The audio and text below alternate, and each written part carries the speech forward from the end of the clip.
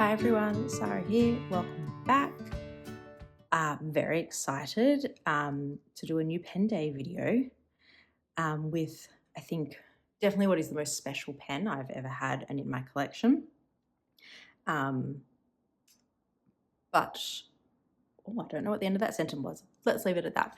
But as I was hitting record, I was also thinking, I wanted to maybe try and do like a state of the collection video or something, because, you know, in the time I kind of haven't been posting, I've sold some pens and I've got some pens, and whether that's like not necessarily like a new pen day, but I've just been thinking about that as well. But none of that matters, because today what we're here for is this. This is the Parker Lady Duofold, and I want to just zoom in all of its glory. I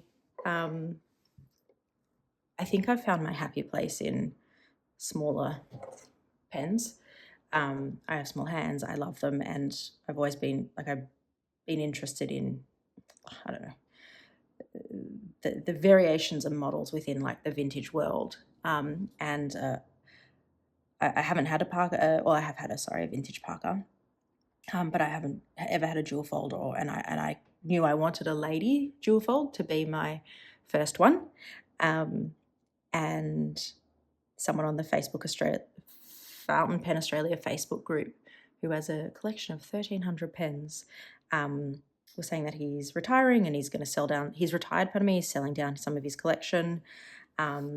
And I reached out to him because a lot of the time when he makes sales posts, they're just out of my price range. He has incredible pens, but what is really incredible about him is even he'll just post about pens in general and tells you the history about them, which is so incredible and such an amazing thing. So anyway, I reached out and I ended up buying this pen. So this is the Lady Duofold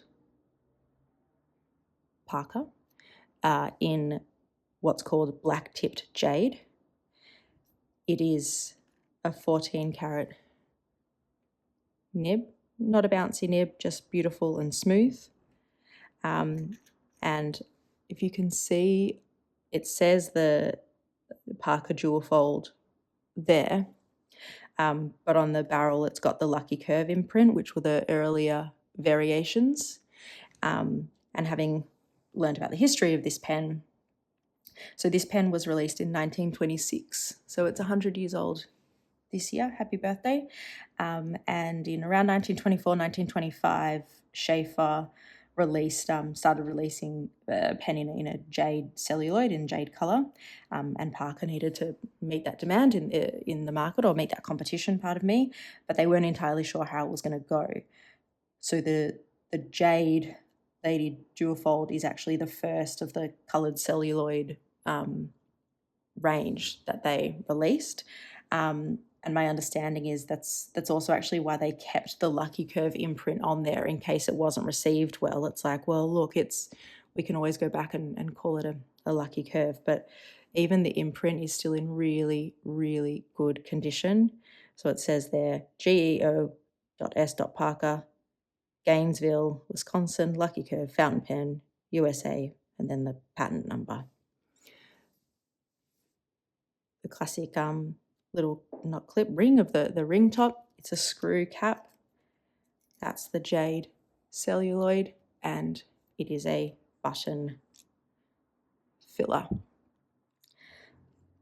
I thought when to do a size comparison, I would do a size comparison with some other vintage pens, because that's what I thought I'd do, and then maybe look at it with some modern pens as well. So I'll start off with capped. So next to that I have the smallest vintage fountain pen I have, which is the Conway Stewart Dinky. And if I line them up, so I'm just thinking about the balance. Sorry, I'm just thinking, you can see there the Duofold is bigger. And then I thought I'd also compare it to the only other lady pen I have, lady, because, you know, God forbid we all write with the same pens, which is a Schaefer lady, a Lady Schaefer, pardon me, and this is in the Blue Net Florentine. So in the middle there, if we go to unscrew them, and actually all three different filling systems as well, lever, button, proprietary cartridge, the script set cartridge. Oh my goodness. So this one is inked up, so I'm just going to be a little bit careful there, but unposted, teeny tiny pen.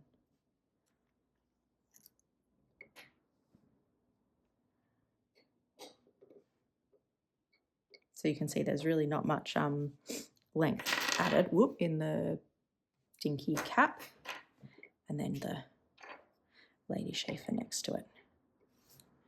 That's what it looks like there, so still that mid-range. To post, I very rarely write with my pens posted, and with vintage pens I always get a little bit more nervous, but I'll just show you what it looks like. That's it posted there. Something though, if you do post the Lady Schaefer, I like when you can match up the patterns. I don't think I do. This one I probably do post, but it actually feels the most unsturdy. So maybe I don't actually.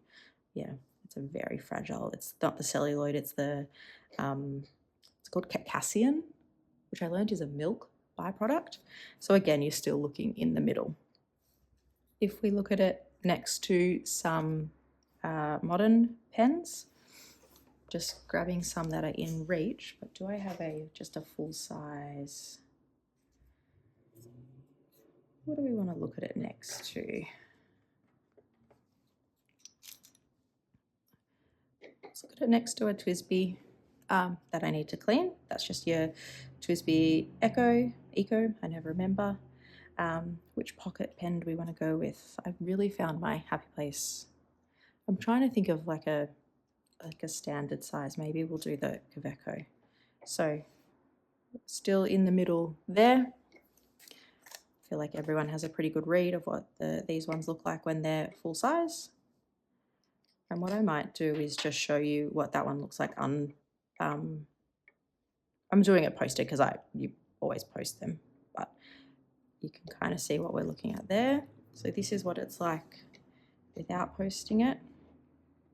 You're coming in a bit shorter. Just want to see the body length comparison. It's a little bit longer, and that a little bit more length does make a difference. And again, posted. So posted, again, still staying in that middle range. If I want to look at it, I'm just thinking if we just put another pocket pen in there just to really see something else that's modern, that's your Travelers. So very basically the same length as the Travelers Company. Longer barrel versus cap, looking at that, it doesn't have the clip, but the sections here are looking really, really similar. Okay, let's do a writing sample. I have this inked up with Diamine Wagner, because it just matches. How could I not? It's such a perfectly, I think the ink matches perfectly. And as always, haven't fully thought out how I want to lay this out. I'm still really enjoying kind of doing all of my hettings with my Anotto inked with Diamine Earl Grey, so I'm just kind of continuing that. But this is the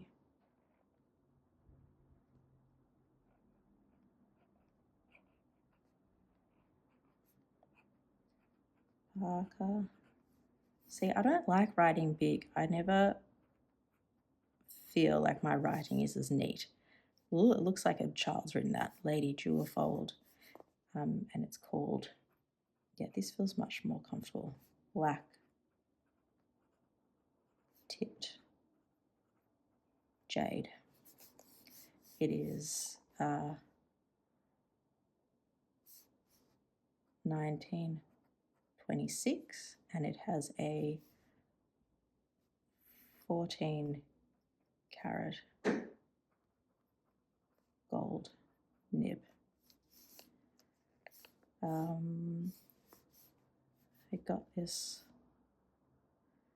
well, I've been in another book, I've just kind of been thinking about, I've kind of split things into sections, and the way I've been doing it is I look at the body, the reach, the dance, and lastly the soul. That's how I've kind of been writing about my pens. And then right down the bottom I'll just write what it's inked with.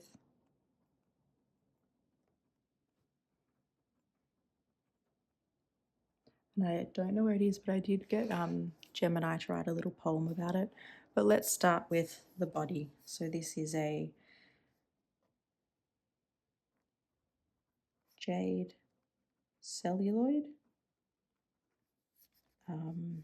with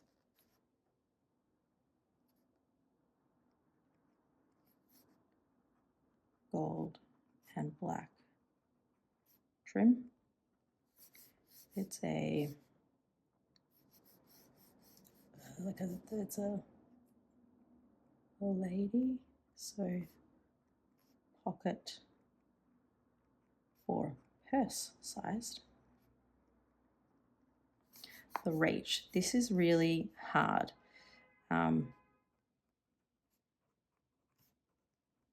It's a 100-year-old pen.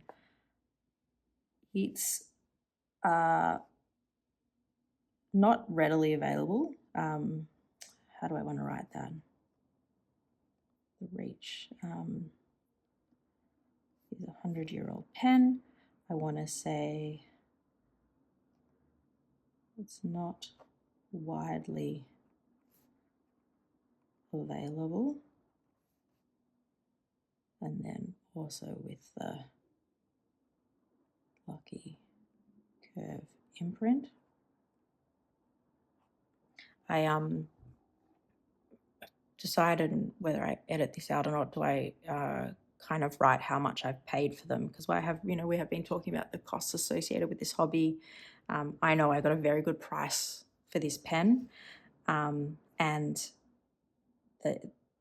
I've actually sold. I've probably sold close to 10 pens that I wanted to get rid of, and I've been quite conscious in. I have bought a couple, so maybe I will. I'm going to do that. That's fine. So I got this pen for 250 Australian dollars and then shipping. That is a good price. I did a little bit of research before this video to see what other listings, like in the same one, the black tipped with the Lucky Curve, the nib, all of that. I actually could only find one listing, and the listing I found was on eBay, but it was for the pen and pencil set with a box. So a bit different, and that was listed at around $950 US. Not a complete comparison. And then I've seen there was like one other listing. It was not in working order. It needed complete repairs and it was much lower. But this is definitely not going to be in the cheaper side of your vintage fountain pens. The dance for me is talking about the feel of it and everything else. And then the soul's kind of like what it means to me, the dance. So it's a 14 carat nib, stiff but smooth. I feel like it has just a beautiful flow. It's a button filler.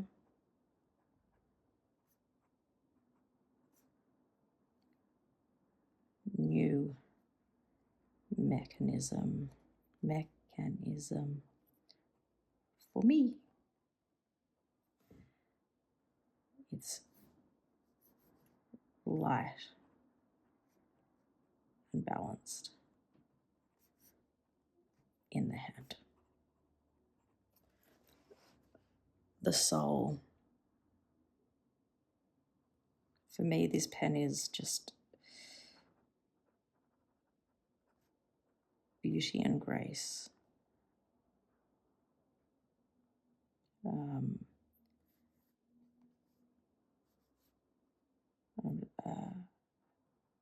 I can feel its history.